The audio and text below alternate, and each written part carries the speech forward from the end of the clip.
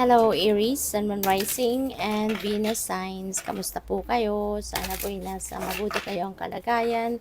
Welcome back po sa Star Tarot. At kung bago kayo rito, welcome din po kayo. Please subscribe, like, share my videos, and leave me a comment po kung naka-resonate kayo. Thank you.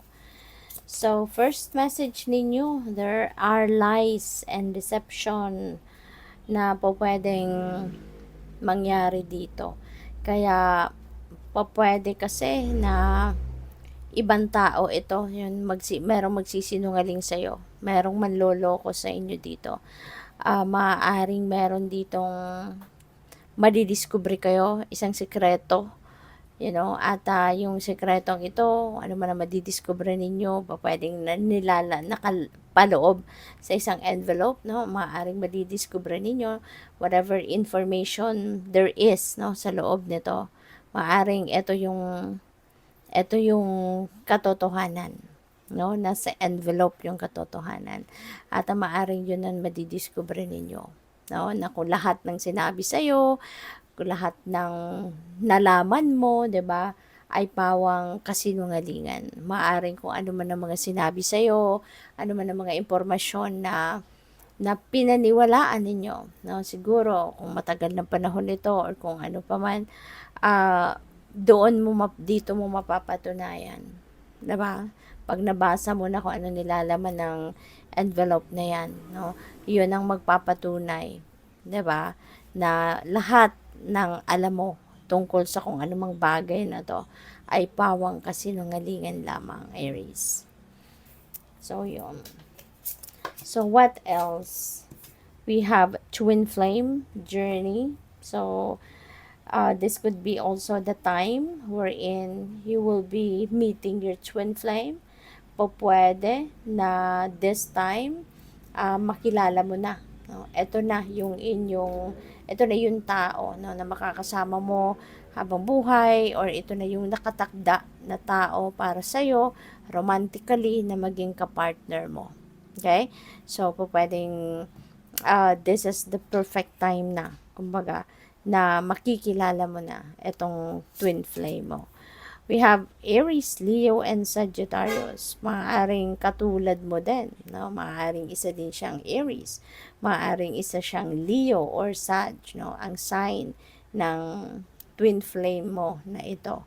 So, pwedeng yan ang mga signs ng taong ito na makikilala mo that happen to be siguro yung twin flame. At malalaman mo yan, mafe-figure out mo yan, mararamdaman mo yan, na ito na yung twin flame mo. Kasi parang, alam mo yun, you have a history with that person already. Parang matagal mo na siyang kilala, parang dama mo na kung ano nararamdaman niya, ano yung iniisip niya, parang nababasa mo din, no? Yung kanyang saloobin, yung ganun, no? So, kaya ramdam mo na this is your twin flame kasi saktong-sakto din, ano? Yung siguro mga pag-uusapan ninyo, halos parehas yung idea ninyo, halos parehas yung vision ninyo, yung mga ganon. Okay? So, kung hindi man, ito yung twin flame mo, maybe you are going to deal with someone, no, na pwedeng Aries din siya, Leo ang kanyang sign, or maybe Sagittarius. Okay?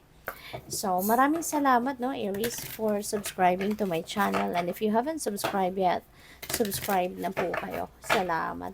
At saka kung hindi pa po kayo nakakapag-subscribe, no, kung hindi rin po kayo nag-skip ng ads, maraming salamat din po for your support.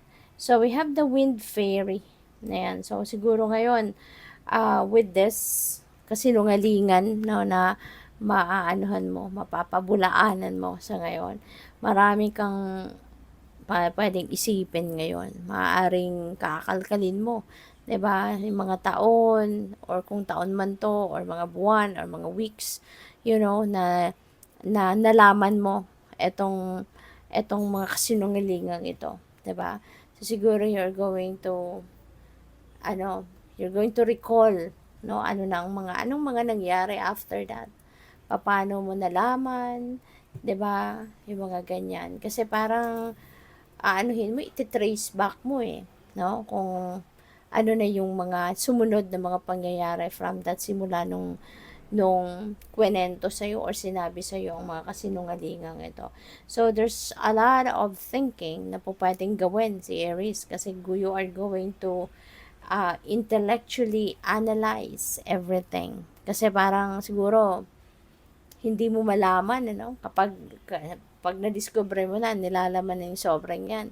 Baka hindi mo malaman kung anong klase ang iisipin mo. Ano yung magiging reaction mo. Kaya, maaaring yung babalikan mo, no? Babalikan mo ang mga araw, mga buwan, or taon, no? Na after nung nasabi sa'yo yung mga kasinungalingang yan. So, what else? We have forgiveness. Pero despite that pagsisinungaling ng kung sino man dito sa buhay mo, hindi pa rin mahirap para sa'yo ang magpatawad. Pwede, nahihingi sa'yo ng tawad itong taong ito. And maluwag, no, ang puso mo, ang isip mo, maluwag para sa pagpapatawad. So, talagang mabait, no? Mabait si Aries. Kaya, kaya mong magpatawad despite na siguro, pwedeng mabigat, no? Nakasinungalingan. Kasi mukha kang dito. Mukhang pinaikot ka, 'di ba? Sa kanyang kamay kung sino man itong nagsinungaling sa'yo. So, pero ganun pa man, no, mapapatawad mo din ito. Kasi ayaw mo ng burden. Kaya mas pipiliin mo na patawarin ang taong itong nagsinungaling sa'yo. Kasi ayaw mo ng burden. Ayaw mo nang mahirapan ka pa. Ayaw mo mag-suffer ka pa sa inis, sa galit, diba? Mag-harbor ka pa ng resentments. Ayaw mo nun. No? Kaya, you're very matured, Aries. No? You're very matured. Tsaka, totoo nga naman. Diba? Niloko ka na nga. Pinagsinungalingan ka na nga. Diba? Papahirapan mo pa rin ba yung sarili mo? Diba? Are you going to allow yourself to be burdened emotionally? Diba? Kung bibit-bitin mo pa yung inis, yung galit, diba? Yung resentments. Kaya, mas mabuti nga, no, na mag-forgive ka so that you can move on from that situation. Para hindi ka ma-stress. Diba? So, kudos to you. Kasi, napaka-matured mo mag-isip. Napaka-smart mo. Diba? Ang galing. Ang galing ng approach mo dito sa sitwasyon na ito. Kasi, siguro din, magpapasalamat ka na din na finally, di ba, na-discover mo kung ano ang totoo. Finally, nalaman mo, di ba, kung sino yung mga taong pagkakatiwalaan mo at hindi. Kasi ngayon, ma-figure out mo na, di ba, na pinagsinungalingan ka, niloko ka, so, siguro naman, hindi mo na muling pagkakatiwalaan yung taong yan. Diba? So, at least, somehow, mayroon ka din gratitude pa rin sa puso mo na nalaman mo. Ngayon nalaman mo na kung sino yung pwede mong pagkatiwalaan at hindi. Diba? Kaya, yun. So, you are moving on. You're willing to forgive. No? At para matanggal na kung ano yung burden sa dibdib mo, kung meron man, or talagang para maiwasan mo, no, na mag-harbor ka pa ng bigat, no, sa dibdib. So, by the way, kung gusto po ninyo na mag-join sa membership, no, just click the join button po sa baba ng video. Thank you. So, what else? We have animal bond. Sabi dito, stand up for animals. Okay? So, po pwede na ang iba sa inyo rito, talagang malapit ang puso ninyo sa mga animals. Pwede rin na meron kayong sariling pet, pwedeng ganon, or pwedeng wala naman, pero malapit ang puso mo sa animals. Kaya, pwedeng you are, yung mission mo sa ngayon is to stand up for animals. Diba? Ipaglaban din, no? Sila, alagaan din sila, mag-advocate din para sa ikakabuti ng mga animals. So, what else? We have choices. Make the best choices. Mag-isip mabuti.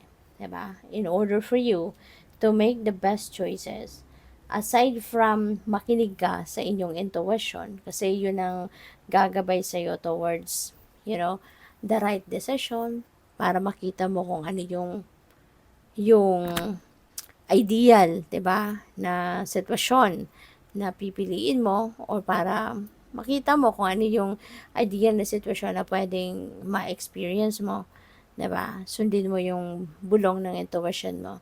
And tsaka be logical as well. Mas magandang magdesisyon, 'di ba, na both logical mind mo and yung intuitive mind mo gamitin mo para may balance, okay? So, what else? We have dreams. Believe in your dreams. Ayan. So, maaari, no? Ang napipick up ko dito, this could be yung dreams na pangarap mo. Okay? Maaari, meron kang mga pinapangarap, no?